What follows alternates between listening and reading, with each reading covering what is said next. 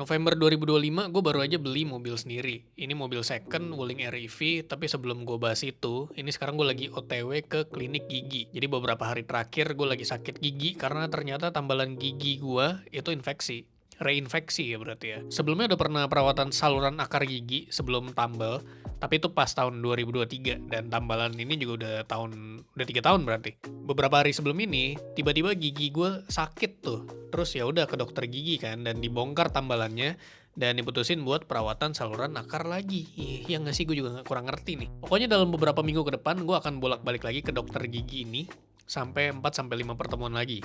Sekarang ini lagi OTW buat ronsen gigi panoramik. Jadi biar dokter giginya katanya bisa analisis lebih lanjut kayaknya. Nah baru nih sekarang kita bahas mobil nih. BTW gue sambil sakit gigi, sariawan juga nih, jadi ngomongnya agak susah. Kenapa gue beli mobil? Karena kebetulan budgetnya udah ada gitu. Gue juga kan sering kemana-mana, tapi ya di sekitar Tangerang aja gitu, GSPSD. Kalau nge-grab terus kan lumayan tuh ya. Nah, kenapa beli mobil second? Karena pertama kali punya mobil sih ya, jadi kalau kenapa-napa nggak begitu worry. Tapi ternyata di sini salahnya. Bentar, sebelum itu, kenapa mobil listrik? Karena biar bebas ganjil genap, walaupun gue males ya kalau nyetir ke Jakarta, lebih ke nggak usah isi bensin terus juga sih, lebih hemat menurut gue. Terus nanti juga ke depannya orang-orang mungkin akan berpindah ke EV ya. Kenapa mobil secondnya, mobil listrik Wuling REV spesifiknya? Karena gue dapet di harga yang lumayan murah menurut gue, di harga 120 juta. Lumayan banget tuh, ini tipe long range tahun 2023. Belinya tuh kalau misalkan lu beli tahun itu, 2023, itu sekitar 290-an, hampir 300 juta. Tapi gue dapet hampir setengahnya, bahkan setengahnya terus kurang dikit di 120 juta. Dan kilometernya masih 13.000. Nah di sini pelajarannya cuy. Karena ngerasa masuk budget, jadi nggak mau ribet juga gue kan. Begitu COD sama sellernya malam-malam, di pick tuh.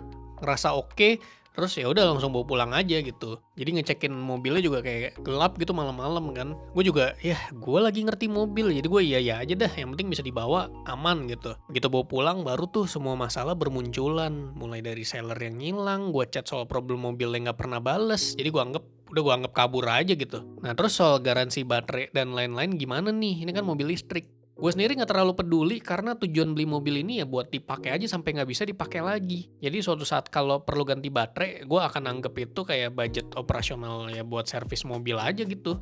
Biar mobilnya bisa jalan lagi. Jadi karena gue juga udah ngerasa, wah nih seller kocak nih. Nggak bisa diajak kerja sama nih kayaknya, gue chat aja nggak dibales. Gue jadi udah balik nama juga nih di STNK sama BPKB. Itu baru dari sellernya nih. Problem utamanya tuh di mobilnya, Cok. Pertama kali ketika gue deep clean mobil ini, terus dapat info tuh kalau banyak karat di bagian bawah, yang mana ini berarti mobilnya antara pernah kena banjir atau mungkin tempat nyimpennya tuh lembab gitu. Dan terus ternyata gue juga baru tahu kalau mobil ini ternyata pernah nabrak. Ada komponen buat AC yang bocor tuh di depan kiri, depan bagian kiri. Taunya dari mana? Taunya dari bengkel resmi pas gue cek. Terus bagasi kadang bisa dibuka, kadang enggak. Nah itu problem banget nih. Bearing mobil juga perlu ganti yang depan dua-duanya karena udah parah, bunyi banget, kenceng banget. Kan gue baru ganti bulan Januari 2026 nih. Itu masih ada garansi 6 bulan tuh katanya. Pas ada gue ke bengkel buat ngecekin yang lain, terus sekalian dicekin tuh bearing mobilnya, katanya ada bunyi lagi, harus dibenerin lagi selagi masih dalam periode garansi. Terus gue bilang, lah kan kalian yang masang pas Januari, gue mana ngerti. Terus bearing belakang juga ternyata ada bunyi-bunyi kayak gemuruh gitu. Jadi perlu dicek lagi lah. Kocak banget dah ini roda-roda dah. Bagian belakang mobil juga ada penyok dikit. Pas awal tuh nggak begitu kelihatan ya. Jadi abis itu gue bawalah ke body repair kit gitu.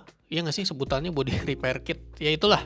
Pokoknya dibenerin sekalian sama bagian kiri pintu mobilnya itu. Setiap dibuka yang bagian penumpang itu selalu bunyi. Karena ada gesekan gitu, bagian bodinya tuh agak maju gitu karena baut-bautnya tuh udah nggak ada ya kalau nggak salah. Jadi gesekan sama bodi bagian depan, gue tanya ke bengkel kayak, wah lumayan mahal tuh, harus diganti, terus harus diceknya bukan yang di Gading Serpong tapi di satu lagi yang di BSD ya. Jadi setelah dibenerin, dikasih tahu kalau ternyata ini tuh udah pernah di repaint nih bagian kiri pintunya nih atau apa karena ada bekas cat atau obatnya gitu. Gue dikasih tahu sama teknisinya kan. Makin kocak kan mobil gue.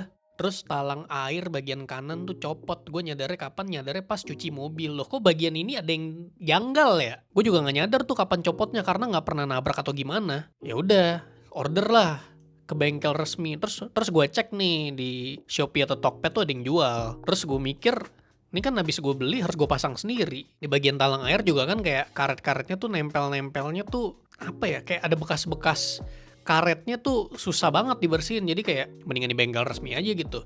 Terus ternyata bisa order lah tuh ke bengkel resmi. Terus kalian mereka pasangin kan, kurang lebih sama lah harganya. Bagian dalam mobil itu ada banyak spare part yang copot. Aduh, gue miris gitu ketika mengingat-ingat lagi.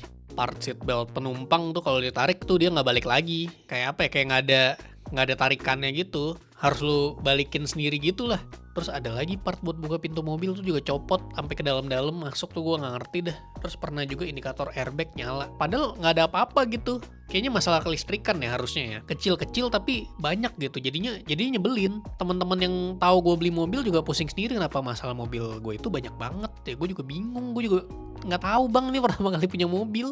Terus gue juga pasang CarPlay ya. Itu sempat bermasalah di kelistrikan dan ngaruh ke kamera parkir belakang. Pas awal-awal tuh masih aman tuh CarPlay. Terus kalau misalkan gue pengen parkir, gue giginya ke R, itu udah otomatis dia ke kamera belakangnya si menu wulingnya. Terus ya baru 1 minggu yang lalu lah, itu ketika mau mundur tuh dia nggak otomatis ke kamera belakang. Gue harus keluar dulu manual ke menu wulingnya, terus dia baru kelihatan tuh kamera belakangnya baru ke trigger. Nah itu gue balik lagi ke tempat pasang CarPlay-nya sampai teknisnya didatengin 2-3 kali lah tuh baru beres gitu, baru tahu masalahnya dari mana. Lumayan ribet tuh ngurusnya, mesti nungguan juga kan. Gue udah hampir tidak terhitung berapa kali ke bengkel resmi buat ngurusin ini mobil. Setiap datang tuh nggak beres tapi nambah masalah baru anjing. Pernah waktu itu ada jadwal appointment, gue dateng nih dibenerin, tapi jadi nambah hal lain yang harus dibenerin. Misalnya gue datang buat benerin A-nya bener, terus habis itu nambah ada masalah B, yang mana gue harus appointment lagi. Pernah juga ada jadwal appointment, gue datang pas di perjalanan roda gue kena paku atau apa gitu, jadi mesti tambal ban pas nyampe bengkel. Ada aja cobaannya, kenapa pas banget gitu. Kenapa ketika gue mau ke bengkel, di perjalanan ke bengkel itu roda gue kena paku, kenapa? Spion kanan juga pernah tuh ada bagian yang hilang gitu, part kecil yang hilang. Cuman harus diganti sespion-spionnya gitu.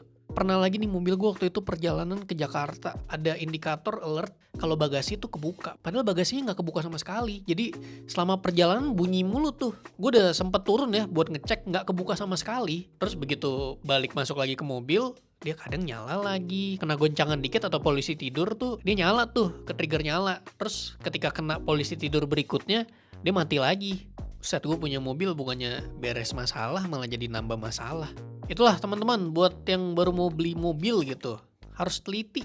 Kalau gue sih orangnya bukannya nggak teliti ya, tapi gue nggak ngerti soal mobil. Nah itu juga tuh, lu kalau misalkan mau beli mobil pertama, beli mobil second, minta temenin temen lu yang ngerti mobil, atau kan ada jasanya tuh, jasa inspeksi mobil tuh, pakai aja tuh. Ini masih banyak sebenarnya problem dari mobil ini yang nggak ke cover buat gue bahas. Ntar lu yang nonton pusing juga kan. Buat penggunaan sehari-hari gue sebenarnya aman aja ya, karena kalau udah jauh dikit gue juga sebenarnya malas nyetir. Terus buat apa nih gue beli mobil? Soalnya gue lebih sering keliling-keliling di daerah Tangerang doang gitu, di daerah GSBSD atau Alsut paling. Jadi kalau udah ke Jakarta sebenarnya gue udah males. Seenggaknya ini mobil bisa menjawab kebutuhan gue buat ya di sini-sini aja gitu, di Tangerang aja. Kayak misalkan ke supermarket, ke bioskop, ke mall, ke tempat makan, ke rumah temen, ke bengkel, ke tempat cuci mobil lah. Ini malah buat mobilnya ya. Terus gue kan rencananya tahun depan nikah. Kalau misalkan gue pindah dan gak di Indo lagi nih, ini mobil kemana nih? Gue kan beli mobil buat dipakai di sini. Udah keribetan nanti, mendingan gue pikir nanti aja ya. Jadi sekarang nih kalau waktu itu bisa diulang ya, seandainya waktu itu bisa diulang, kayaknya gue mau dah. Ini udah bisa dibilang konten otomotif belum sih nih? Let's go brand mobil yang mau kerja sama. Misalkan mau, nih bang ada Wuling REV baru bang, 2026 nih, mau gantiin mobil yang sekarang, boleh banget. Ini ada Finfast VF3, itu cakep juga tuh. Boleh banget. Hot Wheels mungkin ya. Terlalu kecil Hot Wheels. Bentar nih, kenapa nih mobil sama motor depan gua? Nah ini gua rekam nih, siapa yang salah nih, kelihatan nih. Apaan tuh? Udah lanjut ya. Orang pintar belajar dari kesalahan sendiri. Orang bijak belajar dari kesalahan orang lain. Jadi belajarlah dari kesalahan gua, biar lu jadi bijak. Asli gue udah gak habis pikir sih sama mobil ini. Kalau dihitung-hitung pengeluaran gue udah lumayan banyak buat mobil yang tadinya ada di harga yang murah banget. Biar engage juga nih. Coba tulis pengalaman lo dengan mobil pertama lo di bawah kalau punya. Siapa tahu lo punya pengalaman kayak gue kan. Jadi biar gak ngerasa sendiri nih gue nih. Biar gue tuh ketika baca bisa kayak, oh ternyata gak gue doang nih yang bego nih. Ternyata ada juga nih orang lain. Yaudah gitu aja lah. Segitu aja, sekian. Sampai jumpa di video selanjutnya. Semoga.